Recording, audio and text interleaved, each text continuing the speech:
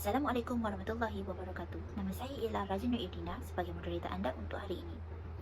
Sejak berlakunya kes pandemik COVID-19 pada Mac 2020 sehingga sekarang, November 2021, banyak kes perceraian berlaku dalam kalangan rakyat Malaysia di seluruh Malaysia. Ini bermakna, dalam sehari, hampir 140 pasangan yang berdaftar untuk bercerai. Jadi, topik forum kita pada hari ini ialah punca-punca isu perceraian berlaku dalam kalangan dewasa di Malaysia semakin bertambah semasa musim pandemik COVID-19. Saya mempersilakan terlebih dahulu kepada pihak cadang 1 untuk menyampaikan hujah anda. Dipersilakan. Terima kasih diucapkan kepada Cik Moderator kita. Isu perceraian yang berlaku dalam kalangan dewasa semakin meningkat di musim pandemik ini. Antara punca berlakunya isu ini adalah disebabkan oleh masalah kewangan. Kestabilan ekonomi rumah tangga bertunjangkan keuangan yang kukuh memainkan peranan yang penting dalam sesebuah institusi perkahwinan. Setiap pasangan yang bakal mendirikan rumah tangga perlulah mempunyai persediaan yang kukuh dari segi keuangan. Hal ini dikatakan kerana hampir kesemua keperluan dan kehendak yang merangkumi pelbagai aspek memerlukan sumber keuangan. Jika tidak mempunyai sumber keuangan yang mencukupi, ia bakal memudaratkan kita di masa akan datang. Sekian hujah saya. Terima kasih. Terima kasih kepada pihak cadang 1 atas hujah yang telah diberikan. Mari kita teruskan dengan hujah daripada pihak pembangkang 1. Dipersilakan. Terima kasih kepada moderator. Saya selaku pembangkang, saya kurang bersetuju bahawa masalah kewangan menjadi isu utama dalam perceraian di usia muda. Hal ini dikatakan demikian kerana terdapat ramai anak-anak muda yang berkahwin di usia muda kurang mendapat didikan agama. Hal ini menyebabkan juga mereka membuat suatu keputusan secara terburu-buru tanpa berfikir panjang. Okey, berdasarkan laporan berita harian 15 Oktober 2019 melaporkan kes pembunuhan kejam seseorang suami yang memotong isterinya kepada 8 bahagian berpunca daripada masalah rumah tangga. Hal ini menunjukkan bahawa didikan agama itu penting dalam sesebuah keluarga. Oleh itu, setiap pasangan yang ingin berkahwin perlulah mendalami ilmu agama supaya dapat menjadi bekalan dalam kehidupan pada masa yang akan datang. Bagi saya, wang tidak boleh membeli sebuah kebahagiaan yang penuh dengan didikan agama. Terima kasih. Terima kasih atas hujah anda pihak pembangkang 1. Mari kita teruskan pula dengan hujah daripada pihak pencadang 2. Dipersilakan. Terima kasih kepada Cik Moderator. Salah satu puncanya berlaku kekerapan perceraian dalam kalangan dewasa pada musim pandemik ini disebabkan oleh tidak bersefahaman antara suami isteri. Seperti yang sedia maklum, perceraian ini boleh berlaku apabila kedua-dua pihak suami atau isteri tidak memahami antara satu sama lain. Contohnya apabila suami diberhentikan kerja atas sebab syarikat atau tempat kerja si suami hanya memerlukan pekerja yang sedikit, lebih-lebih lagi pada musim pandemik ini berlaku. Daripada situasi itu, mungkin sahaja ada segelintir isteri yang sentiasa mendesak si suami untuk mencari pekerjaan lain agar dapat menampung kehidupan mereka dalam rumah tangga. Lebih-lebih lagi pada musim pandemik yang memerlukan wang yang cukup banyak. Oleh itu, isteri seharusnya memahami keadaan suami yang berada dalam posisi yang sukar.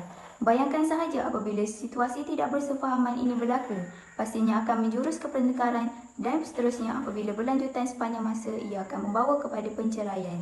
Itu sahaja daripada saya. Sekian. Terima kasih kepada pihak pencadang 2 atas hujah menarik yang telah diulaskan. Kini tiba giliran pula pada pihak pembangkang 2 untuk memberikan hujah anda. Dipersilakan.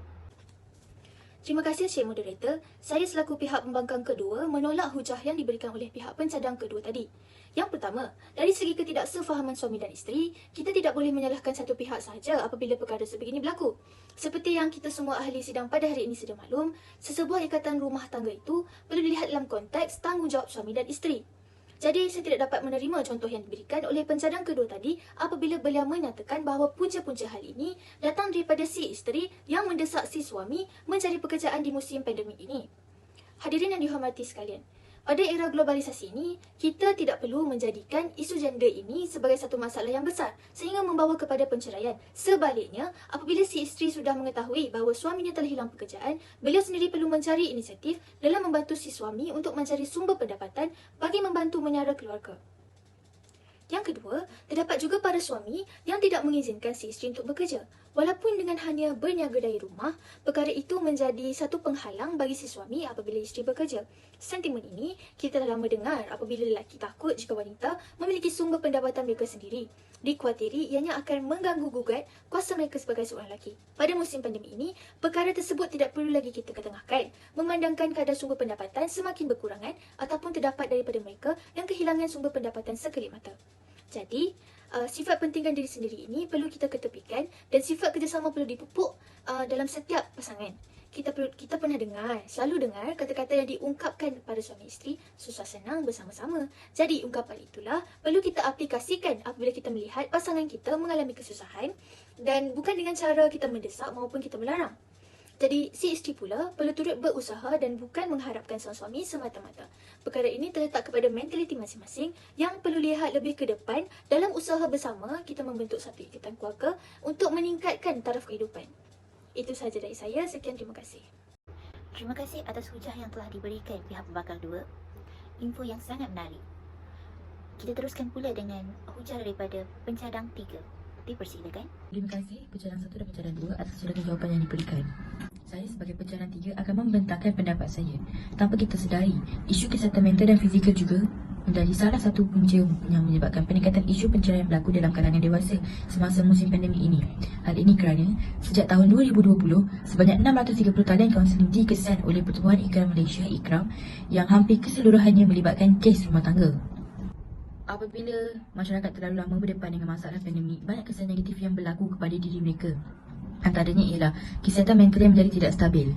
Antara sebab kebanyakan pasangan suami isteri bergaduh hanya kerana isu yang kecil ialah apabila si suami terlalu terbeban dengan kerja di tempat kerja atau telah diberi kerja secara tiba-tiba. Tekanan stres mereka yang melampau menyebabkan mereka melepaskan segala penat dan stres di rumah kepada anak-anak dan isteri tanpa mereka sedari. Jadi berikutan apabila ibu bapa bergaduh secara berterusan, anak-anak turut mendapat tempias, iaitu apabila pemakanan dan pembelajaran serta urusan harian anak-anak semakin tidak terurus. Jadi apabila kesihatan mental tidak dirangsang dan membawa kepada masalah mental yang lebih serius, tanpa berfikir panjang, terdapat ibu bapa yang mengambil dalam budaya itu untuk memfailkan isu perceraian oleh kerana tidak lagi mampu untuk menampung masalah yang serius serta tanggungjawab mereka sebagai ibu bapa serta tanggungjawab mereka sebagai pasangan suami isteri. Jadi, itu sahaja pendapat saya. Sekian, terima kasih. Info yang sangat menarik pihak pencadang 3. Terima kasih atas hujah tersebut. Tanpa membuang masa, mari kita teruskan dengan pihak pembangkang 3. Dipersilakan. Terima kasih kepada moderator. Assalamualaikum warahmatullahi wabarakatuh. Pada pandangan saya, isu fizikal dan mental ini seharusnya tidak menjadi faktor dalam perceraian. Ini dikatakan demikian kerana para pasangan seharusnya lebih bersiap sedia dari aspek fizikal dan mental sebelum mereka mendirikan rumah tangga mahupun setelah mereka mendirikan rumah tangga. Seperti yang sedia maklum, mendirikan rumah tangga itu mudah, tetapi untuk mengekalkan kebahagiaan dalam rumah tangga itu perlu kepada fizikal dan mental yang kuat. Selain itu, kepada pasangan yang mempunyai tekanan dalam rumah tangga mereka, seharusnya mereka pergi berjumpa dengan kaunseling-kaunseling yang berkemahiran dan berpengalaman untuk mendapatkan penyelesaian bagi menyelamatkan rumah tangga mereka. Selain itu, kepada pasangan, mereka perlulah lebih bijak dalam mengawal emosi dan lebih bersabar melayani karenah pasangan masing-masing. Ini kerana setiap ujian yang didorongi dengan kesabaran itu mempunyai nikmat dan hidayah daripada Allah SWT. Seperti dalam firman-Nya, Ya ayyuhallazina amanu ista'inu bis-sabri was-salah innallaha ma'as sabirin. Yang bermaksud, wahai orang-orang yang beriman, jadikanlah solat dan sabar itu sebagai penolongmu. Sesungguhnya Allah bersama mereka-mereka yang sabar. Oleh itu, kepada pasangan perlulah mereka mempunyai fizikal dan mental yang kuat bagi menjamin dan mengekalkan kebahagiaan dalam rumah tangga mereka. Sekian, terima kasih. Kembali kepada moderator.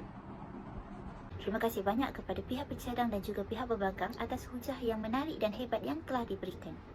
Kini, saya membuka ruang kepada para peserta untuk bertanyakan soalan kepada pihak pencadang ataupun pihak pembangkang berkaitan topik forum kita pada hari ini. Dipersilakan. Assalamualaikum dan selamat sejahtera. Nama saya Muhammad Barik bin Rahmat. Sebagai peserta pertama, saya ingin bertanya soalan. Adakah masalah kewangan ini merupakan satu-satunya punca keretakan rumah tangga? Soalan ini saya tujukan kepada pencadang pertama. Sekian, terima kasih. Terima kasih peserta 1 atas soalan itu tadi.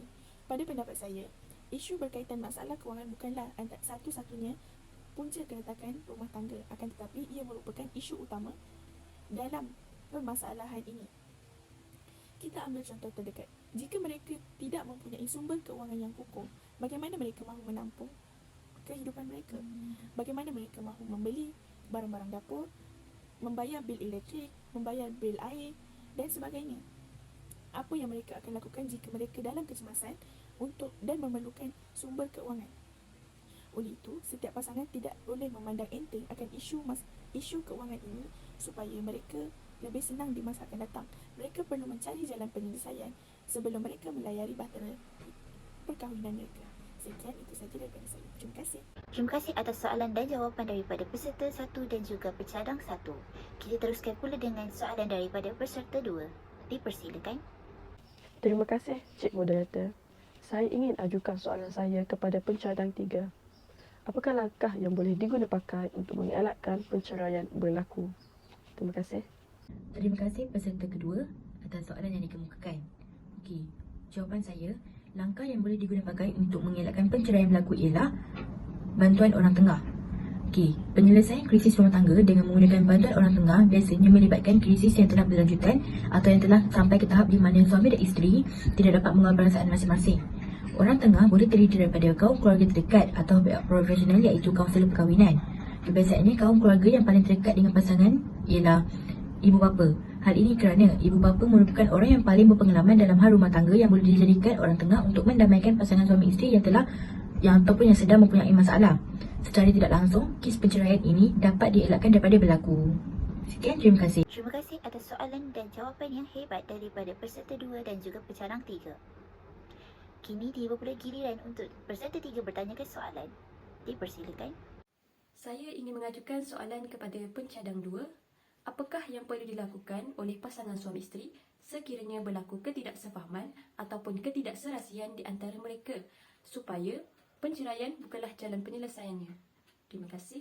Terima kasih atas soalan yang diberikan oleh peserta 3. Cara untuk menyelesaikan masalah antara suami isteri apabila berlakunya tidak bersefahaman dan ketidakserasian agar dapat mengelakkan perceraian ialah pentingnya berkomunikasi antara satu sama lain.